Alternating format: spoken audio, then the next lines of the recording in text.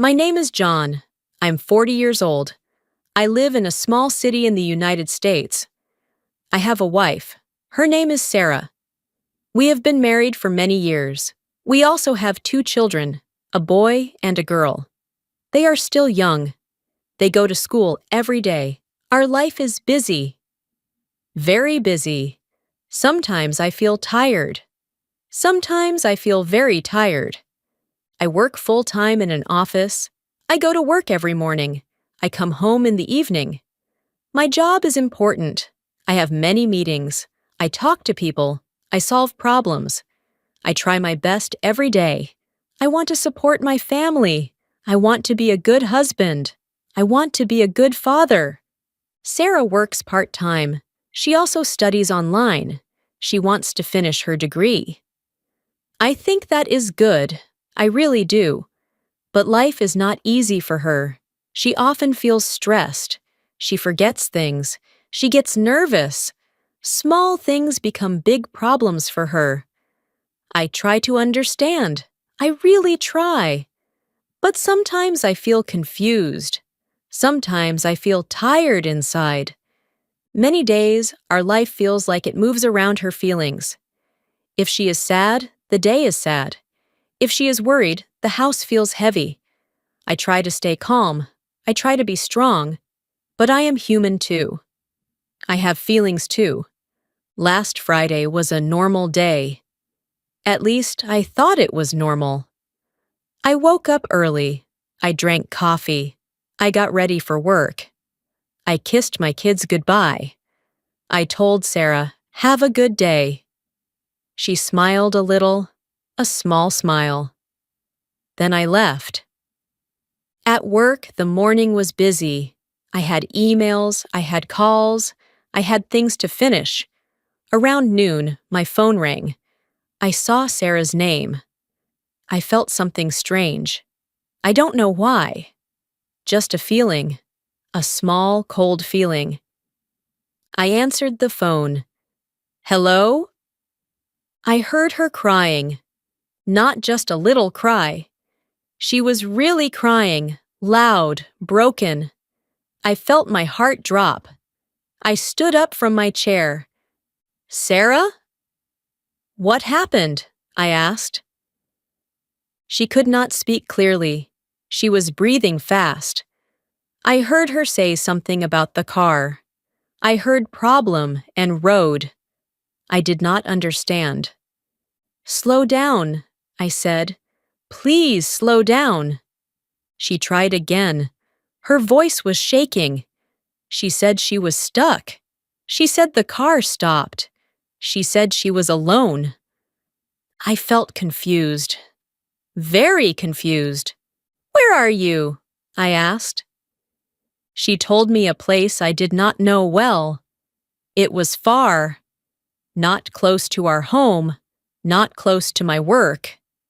"Why are you there?" I asked. That question made her more upset. "I just went to see my sister," she said. "I didn't think it was a big deal." I felt surprised. She did not tell me about this trip. Not in the morning, not the night before. Nothing. I tried to stay calm. I really tried. "Okay," I said slowly. "What happened to the car?" "I ran out of gas," she said. "I didn't see a station. Now I'm stuck. I'm in the middle of nowhere." Her voice broke again. She started crying more. I closed my eyes for a moment. I felt stress in my head. I felt pressure in my chest. Okay, I said. "It's okay. We can fix this." But inside, I was not calm. Inside, I was worried. I was also a little upset. Why didn't she check the gas? Why didn't she tell me? I took a deep breath. "What do you want me to do?" I asked. "I need you to come get me," she said quickly. "Please, please come now." I looked at my computer screen. I looked at the clock. I had meetings soon. Important meetings. I could not just leave. Not like that. I'm at work, I said. I have meetings in a few minutes. I don't care, she said. I need you. Her words hit me hard. I felt stuck. I felt pulled in two directions. I understand, I said, but I really can't leave right now. There was silence for a moment. Then I heard her breathing, fast, angry. Then what should I do? She asked. I tried to think. I tried to help. Can you call your sister? I asked. She's at work, Sarah said. I don't want to bother her. Okay, maybe call a service, like roadside help, I said. I don't know how, she said quickly. I can't do that right now. I felt more stress. I felt my head getting hot. Can you call a friend? I asked. No, she said. I just want you to come. Her voice became louder. Just come and help me. I felt my heart beat fast. I felt trapped. I'm sorry, I said again. I really am. But I cannot leave right now. I gave you some ideas. Please try one. There was a long pause. Then she shouted, You don't care about me. The line went quiet. She hung up. I stood there with my phone in my hand. I felt shocked. I felt angry. I felt sad. I tried to call her back. No answer. I sent a message. No reply. My meeting started soon. I had to sit down. I had to act normal. But I was not normal. My mind was not in the meeting. My mind was on the road, on Sarah, on the empty gas tank. I kept thinking, is she okay? Is she safe? I also thought, why didn't she plan better? Why didn't she tell me? I felt two things at the same time, worry and frustration, care and anger. It was a hard feeling, a heavy feeling. I looked at my phone again, still no message. I felt more worried, more stressed. And the day was not even half over yet. I sat in the meeting room, but my mind was not there. My body was there. My eyes looked at the screen. But my thoughts were somewhere else. They were on the road with Sarah. They were in that quiet place she described. I felt worried. I felt restless. My phone was on the table. I looked at it again and again. No message, no call, nothing. My boss was talking. My coworkers were talking. I heard their voices, but I did not really listen. I tried to focus. I tried to understand the work. But it was hard. Very hard. I kept thinking, what if something bad happens? I kept thinking, why is she not answering me? I felt my chest tight. I felt my hands cold. After the meeting, I quickly picked up my phone.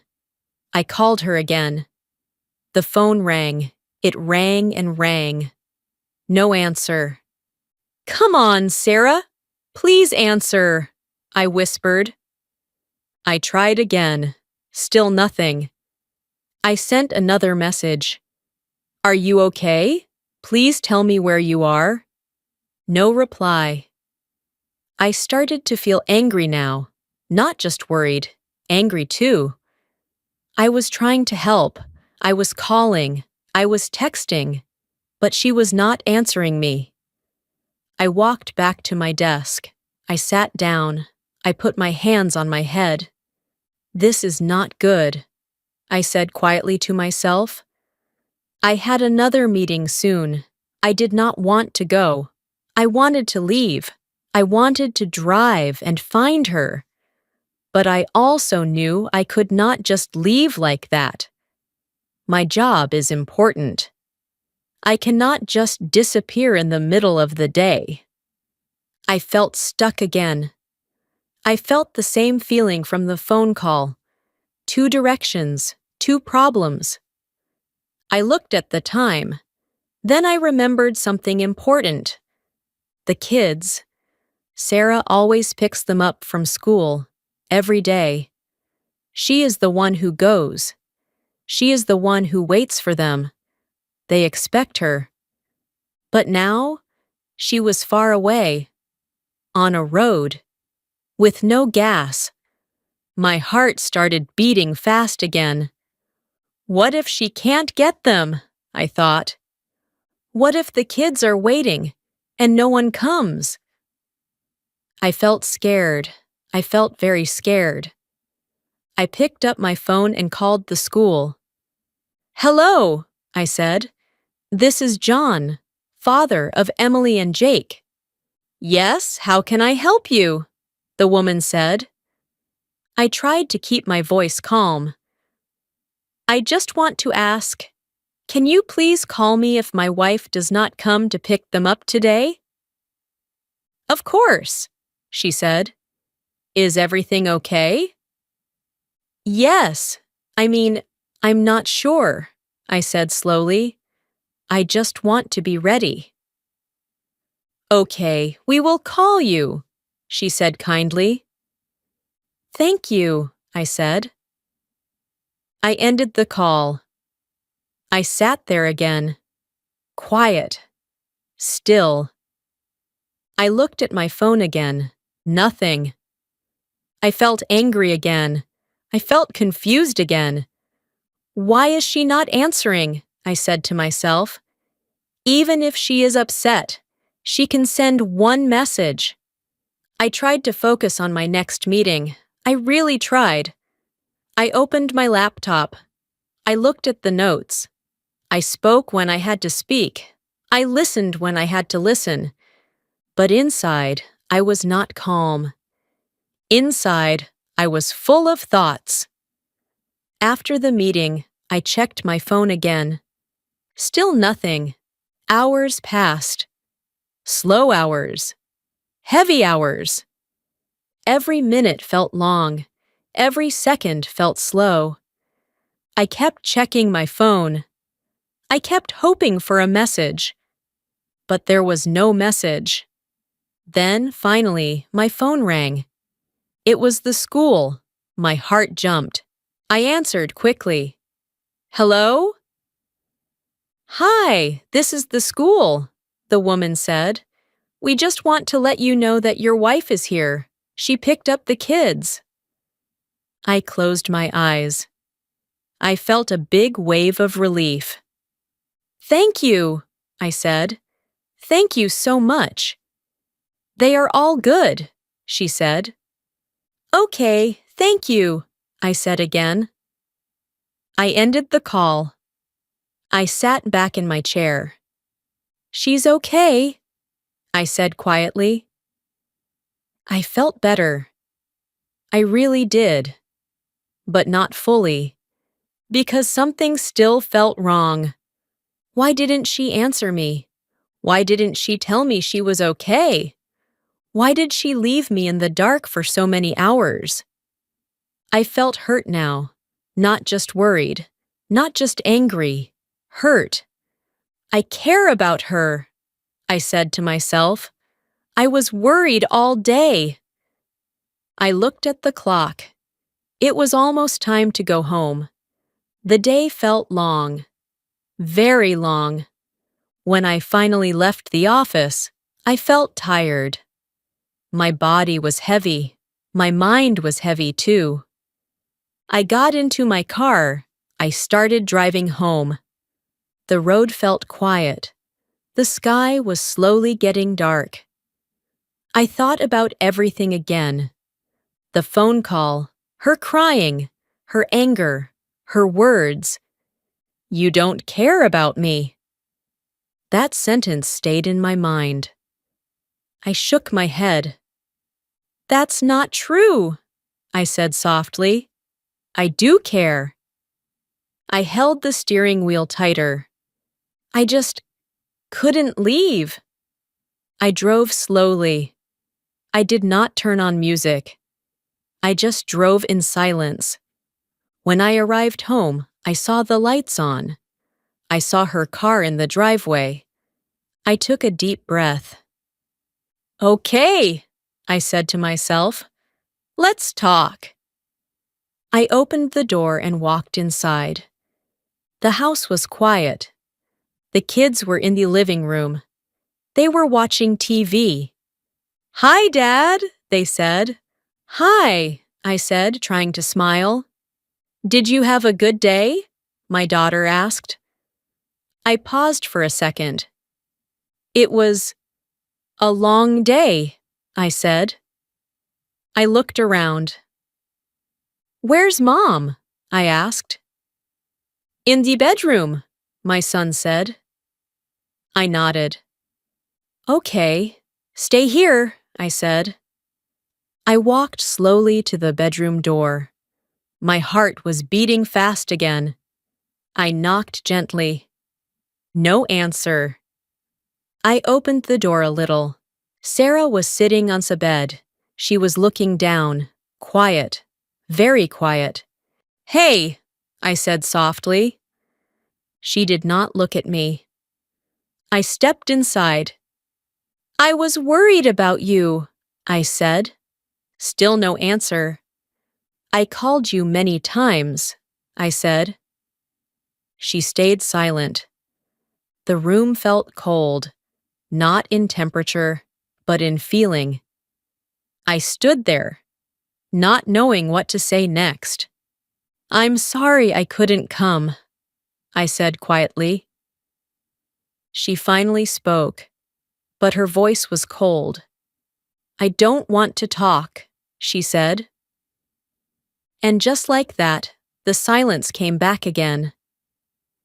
I stood there for a few seconds. I did not know what to do. I did not know what to say. The room felt heavy, very heavy. I looked at Sarah. She was still looking down. She did not look at me. Not even once. Okay, I said quietly. We can talk later. But inside, I did not feel okay. I felt hurt. I felt confused. I slowly walked out of the room and closed the door. The kids were still in the living room. They were laughing at the TV. Their world was simple. Their world was easy. I wished I could feel like that too. I sat down on the couch with them. I tried to smile. I tried to act normal. How was school? I asked. It was good, my daughter said. We had a test. I did great, my son said. That's good, I said. I'm proud of you. I tried to stay in that moment. I really tried. But my mind kept going back to Sarah, to the bedroom, to the silence. After dinner, the house became quiet again. The kids went to bed. I checked on them. I turned off the lights. I said goodnight. Then I went back to the bedroom. Sarah was lying on the bed now. She was turned away from me, facing the wall. Can we talk now? I asked softly. No answer. I waited. Still no answer. I really want to understand what happened, I said. Please. She took a deep breath. I heard it, but she still did not turn around. You left me, she said finally. Her voice was low, cold, tired. I felt something break inside me. I didn't leave you, I said. I was at work. You knew I needed help, she said, and you didn't come. I sat on the edge of the bed. I couldn't come, I said slowly. I had meetings. I had responsibilities. You always have something, she said. Her words were sharp. They hurt. That's not fair, I said. I was trying to help you on the phone. No, she said. You were giving me ideas. You were not helping me. I felt my chest tight again. I gave you options, I said.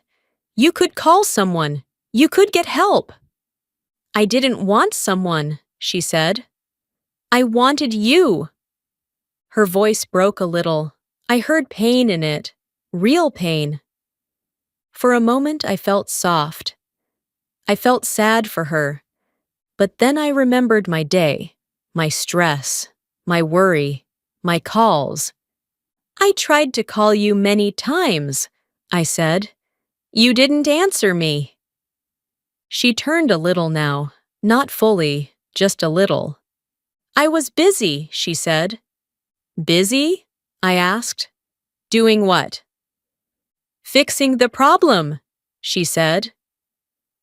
I waited. She sat up slowly. She looked tired. Her eyes were red. I walked, she said. I walked a long way. I found a small store. I bought a gas can. I walked back. It was hot. I was alone. I listened, quiet. I felt scared, she said. I felt like no one was there for me. Her eyes filled with tears again. I felt a mix of emotions. I felt sorry for her. I really did. But I also felt something else. Why didn't you tell me you were okay? I asked. She looked at me. I didn't want to talk to you, she said. That answer hit me hard. You didn't want to talk to me? I repeated. Yes, she said. I was hurt. I stood up. I started walking in the room, back and forth. I was worried all day, I said. I didn't know if you were safe. I didn't know if I needed to get the kids. I called the school because I had no idea what was happening. My voice was louder now. She looked at me, surprised. I was dealing with everything alone, she said. And I was dealing with everything alone too, I said. We both became quiet. The room was full of tension, thick tension. I can't do everything, I said more softly. I can't leave work every time something goes wrong. She looked down again. I just wanted you, she said again, very quietly. I sat down again. This time I felt tired. Very tired. I understand that, I said, but life doesn't always work like that. Silence. I am your partner, she said. You should come when I need you. And you are my partner too, I said. You should try to solve some problems too. She looked at me with hurt eyes. I tried, she said, but I was scared. I nodded slowly. I know, I said. But you didn't even try the simple things first. You didn't call anyone. You didn't use the phone to get help. You just called me and expected me to leave everything. She said nothing. I feel like everything depends on me, I continued, and it's too much. It's too heavy. My voice became softer, more honest. I'm tired, I said. I feel tired. She looked at me again. This time, her face changed a little. I feel tired too, she said.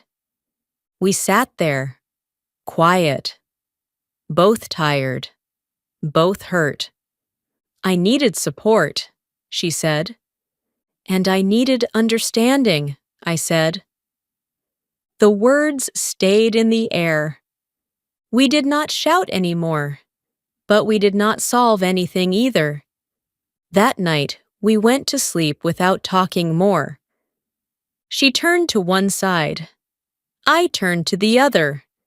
There was a big space between us, a cold space, a quiet space, and I could not sleep well. I kept thinking, did I do something wrong? Or did she expect too much? I did not know the answer. I really did not know. The next morning, I woke up early. I did not sleep well. My head felt heavy. My eyes felt tired. I looked at the other side of the bed. Sarah was not there. I sat up slowly. The room was quiet. Too quiet. I walked to the kitchen. She was there making coffee. She did not look at me. She moved slowly, calm but cold.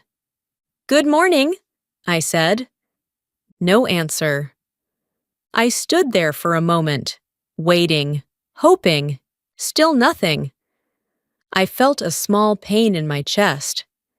"Good morning," I said again, a little louder. She finally spoke, but her voice was flat. "Morning." That was it. Just one word. I nodded. I did not know what else to say. The kids came in. They were happy. They were loud. They did not see the tension. Or maybe they felt it a little, but they did not understand. We ate breakfast together. But it did not feel like together. No one talked much. The silence was strong. After breakfast, I went to work again. I did not want to go. I wanted to fix things. But I did not know how. All day, I kept thinking about her words. "I can't count on you." That sentence stayed in my mind again and again. I can't count on you. It hurt. It really hurt.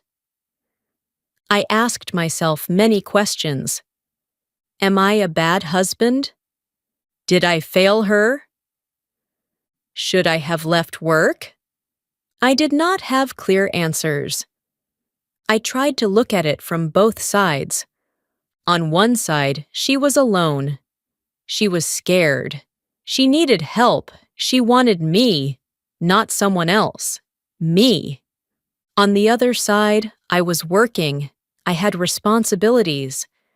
I tried to give her solutions. I stayed calm.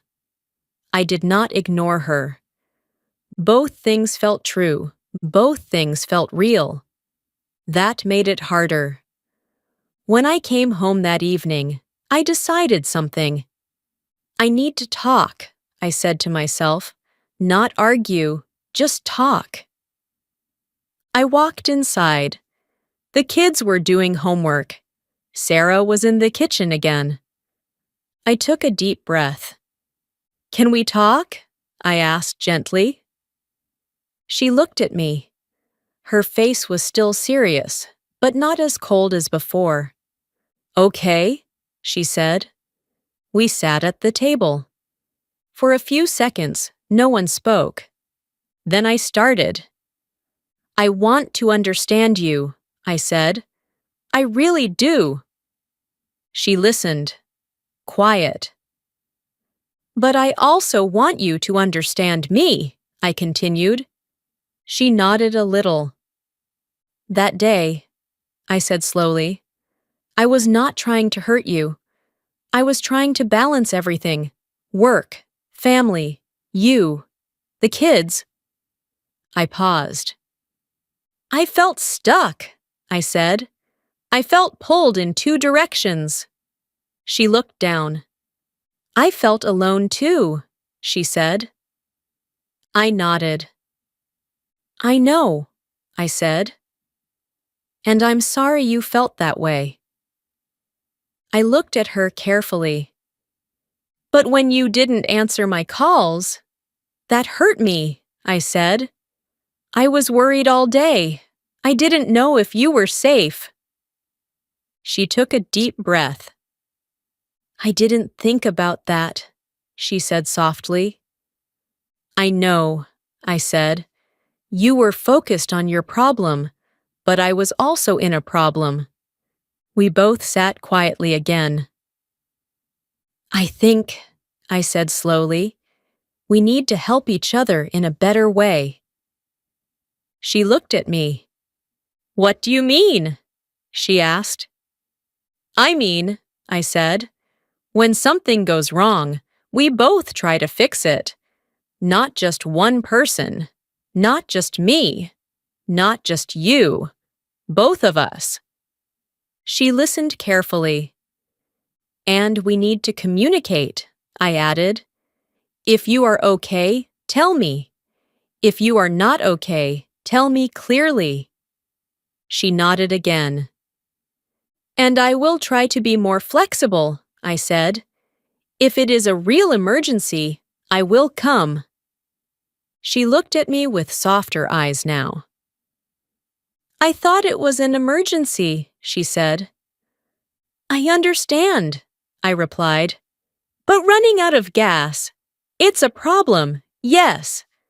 But there are other ways to fix it too. She thought for a moment. You're right, she said quietly. I panicked. I gave a small smile. It's okay to panic, I said, but we still need to think. She gave a small, weak smile back. I was very scared, she said. I know, I said again. We sat there for a few more seconds. The air felt lighter now. Not perfect, but better. I'm sorry, she said suddenly. I looked at her. For what? I asked. For saying you don't care, she said. That was not true. I felt something warm in my chest. Thank you, I said. I'm sorry too, I added. If you felt alone? She nodded. We did not fix everything in that moment. Life is not that simple. But we understood each other a little more. And sometimes, a little more is enough to start again. That night felt different. The house felt softer. The silence was not cold anymore. Before sleeping, I thought about everything again. I learned something important. Being a partner is not just about being there all the time. It is also about trusting each other. It is about solving problems together. It is about communication. If one person carries everything, they will feel tired. If one person depends too much, they will feel lost. Balance is important. Understanding is important. And talking is very important. That is the lesson I learned. In a relationship, love is not only about helping, it is also about growing together.